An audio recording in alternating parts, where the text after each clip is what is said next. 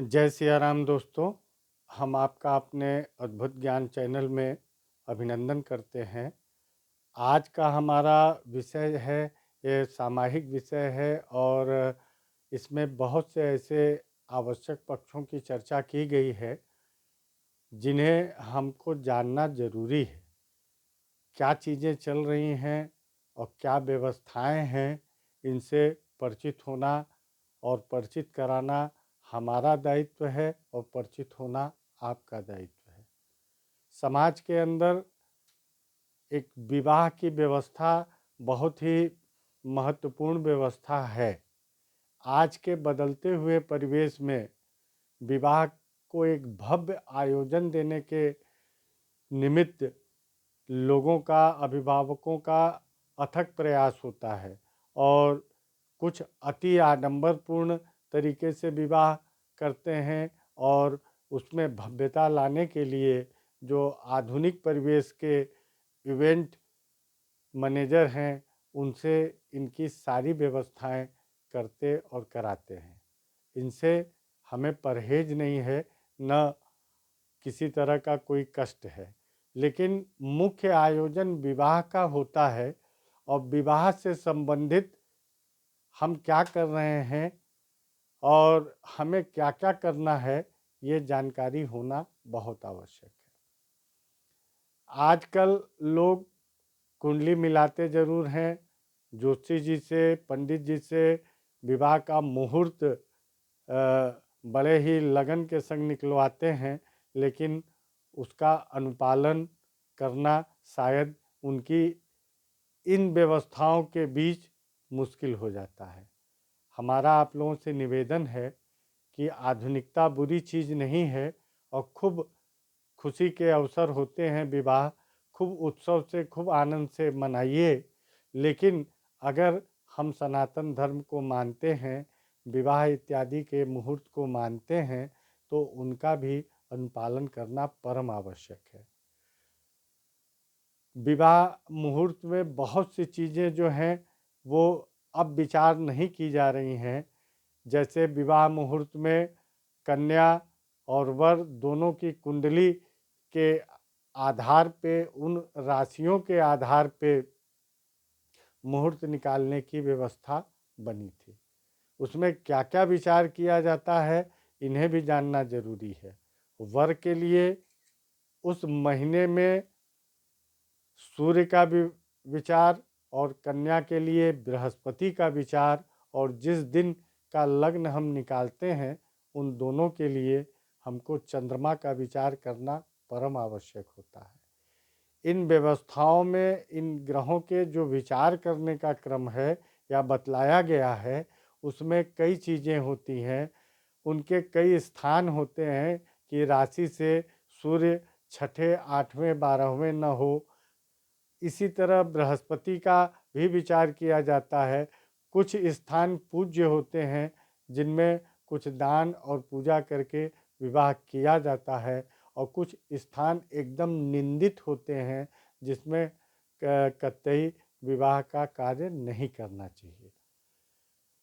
लेकिन आजकल अन्य व्यवस्थाओं को ध्यान में रखते हुए बहुत से लोग इन सब चीज़ों का विचार नहीं करते हैं और अपनी सुविधा के अनुसार वो चाहते हैं कि हमको इस महीने में विवाह का मुहूर्त मिल जाए, जबकि हर अलग अलग राशियों के लिए अलग अलग विवाह के माह उपलब्ध होते हैं।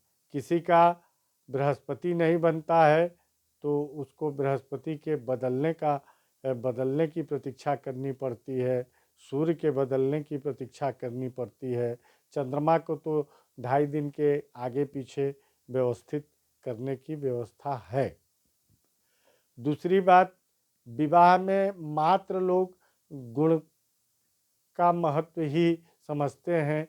जैसा शास्त्रों में कहा गया है कि 18 गुण से लेके अगर 36 गुण तक कुंडली बनती हो तो बहुत उत्तम स्थिति मानी जाती है।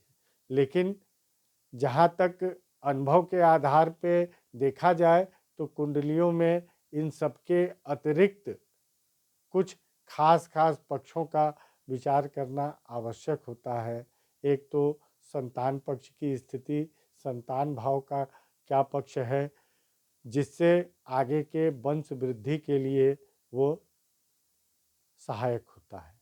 सप्तम भाव, जिससे पति और पत्नी दोनों के सप्तम भाव का विचार करना भी बहुत आवश्यक है। ऐसी स्थिति में इन लोगों का सामंजस्य कैसा रहेगा, आपसी वैचारिक तालमेल कैसे रहेंगे, इनका विचार भी ग्रहों और भावों के आधार पर करना आवश्यक होता है। भाग्य का पक्ष दोनों का देखना ये भी आवश्यक है। स्वास्थ्य का पक्ष दोनों का देखना, आयु इत्यादि का विचार कर लेना ये भी उसमें आवश्यक है। इनके अतिरिक्त जब हम विवाह का मुहूर्त निकालते हैं तो बहुत सी चीज़ों का ध्यान रखना परम आवश्यक है। विवाह से संबंधित 10 दोषों का वर्णन हमारे शास्त्र में मिलता है। उसमें से 5 दोष तो अति निंदित हैं और 5 ऐसे हैं जिनका उपाय उपचार करके आप विवाह कर सकते हैं। उसमें लत्ता दोष, पात दोष, युति दोष, वेद, जामित्र दोष, ये 5 ऐसे दोष हैं जिनका एकदम परिहार करना एकदम वर्जित है। इनके अलावा जो 5 है, बाण पंचक, एकारगल, उपग्रह, क्रांति, साम्य और दग्धा तिथि, इनके उपचार करके आप विवाह कर सकते हैं। इसके अतिरिक्त मुहूर्त में रेखा का भी विचार करना बहुत आवश्यक होता है कि इस दिन कितनी रेखा मिल रही है, नहीं मिल रही है। और भी चीज़ें हैं कि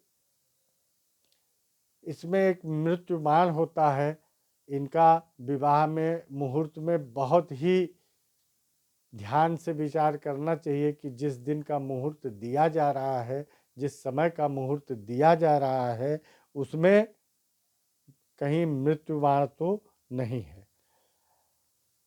हमारे यहाँ ये मानते हैं कि वंश वृद्धि में या अन्य सुखमय जीवन के लिए पितरों के आशीर्वाद के अतिरिक्त जो हमारी परंपराएं हैं, मान्यतागत परंपराएं हैं, जो विवाह के पूर्व होती हैं, मातृका पूजन, पितृ पूजन और नांदी श्राद्ध इत्यादि, इनका भी अवश्य ध्यान रखना चाहिए। उर्दी, हल्दी, ये सब का अपने अपने जगह पे बहुत महत्व है और इन महत्वों को जब आप शास्त्र का अध्ययन करेंगे, समझेंगे, तो ये समझ में आता है कि हमारे नए जीवन के शुरुआत के लिए ये सब कितने आवश्यक पक्ष हैं। छोटी छोटी जो हमारे परिवार से, समाज से, प्रदेश से जुड़ी हुई मान्यताएं हैं, उनके पीछे भी बहुत राज है और उसको हम जब समझेंगे तो अपनाने में हमको हिचक नहीं होगा।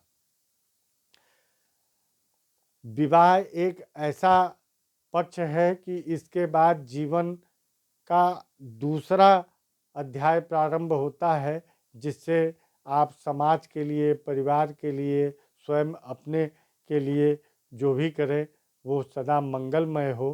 तो इसलिए विवाह के पक्ष में मुहूर्त का से लेके वधु प्रवेश तक इन सब जो मुहूर्त मिलते हैं, इनका अन्य आयोजनों को ध्यान में रखते हुए बहुत उत्तम तरीके से संपादित कराना चाहिए, क्योंकि विवाह में हम अनेकानेक देवी देवताओं इनका आवाहन करते हैं और वर वधु के उत्तम दाम्पत्य जीवन के लिए उनसे आशीर्वाद मांगते हैं और अपने स्वजनों से भी उनके लिए शुभकामनाएं और आशीर्वाद माना जाता है। विवाह पद्धति चूँकि संस्कृत में रहती है, उसमें उसको बहुत से लोग नहीं समझ पाते हैं। हम अपने अगले एपिसोड में विवाह के अंदर क्या क्या मुख्य बातें हैं, उन्हें हिंदी में आपको बतलाने का प्रयास करूंगा। और आज के चर्चा का पक्ष यही है कि आप खूब आनंद से विवाह करें, खूब साज सज्जा और वैभवपूर्ण तरीके से विवाह करें, लेकिन जो अपनी मान्यताएं हैं उनको समझें, जानें और उनका मन से हृदय से निर्वहन करें तो निश्चित रूप से ये जो भी विवाह आप संपादित करेंगे या कराएंगे उनकी सफलता निश्चित रहेगी। इन्हीं सब बातों के संग हम आपसे विदा लेते हैं। जय विश्वनाथ, जय विश्वनाथ।